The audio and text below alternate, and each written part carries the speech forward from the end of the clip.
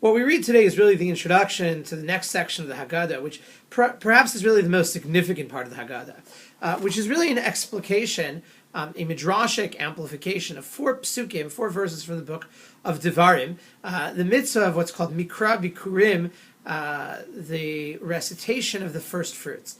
The Torah commands that when a Jew in the land of Israel brings his first fruits to present in the Beis HaMikdash in the temple, that they are to recite a short liturgy that essentially goes through, in capsule form, a history of the Jewish people.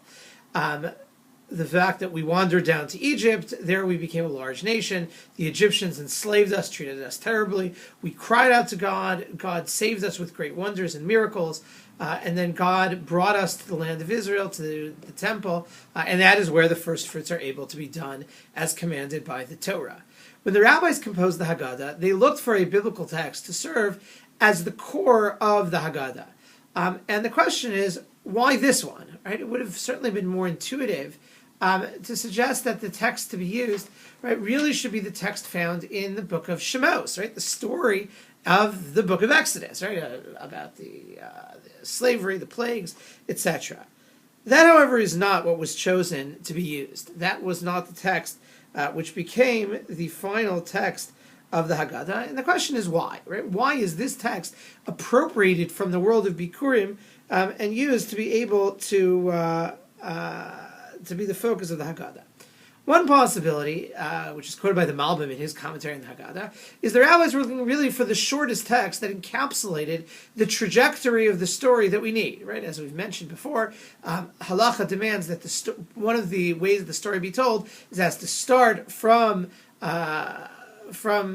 disgrace. It has to be a trajectory of redemption. In other words, the story has to start with how things were bad and then talk about God's salvation. This short section does this in the shortest way possible.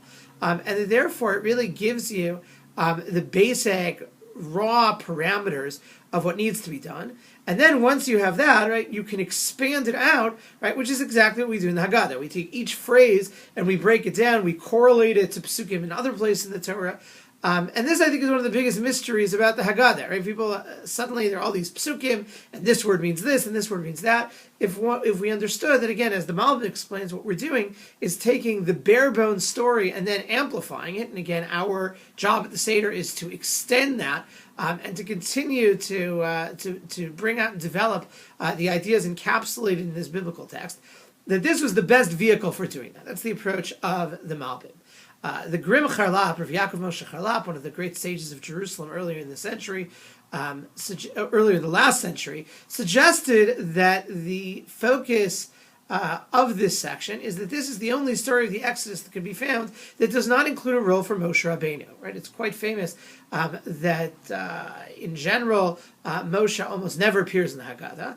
And the idea is this is a story about the relationship of God and the Jewish people, right? And the role of Moshe is incidental and perhaps distracting. So he suggested what Chazal were looking for in establishing a biblical text to serve as the core of the Haggadah was to find something that didn't mention Moshe at all.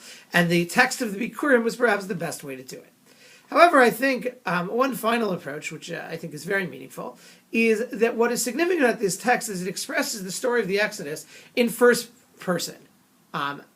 That my father was a wandering Aramean or was oppressed by an Aramean. We went down to Egypt. We called out to God. We were redeemed from there. And that is really exactly what we're supposed to be doing at the Seder. The whole notion of the Seder is to be able to connect to this idea that it wasn't, as we say later in the Haggadah, just our ancestors, but that we have to view ourselves as if we ourselves were the ones who left Egypt. And that this text is perfect for that, right? It tells the story not as a third-person narrator, but really as a first person that you're like in the action yourself. So again, 3 reasons why this text we begin with tonight, and we are going to break down over the next subsequent parts of the Haggadah. Number 1, that this is the shortest text which fulfills the halach parameters. Number 2, that it omits Moshe Rabbeinu. And finally, that written in first person really is the ideal vehicle for being able to connect to this idea that we have to internalize on a personal level the lessons and the experience of the Exodus.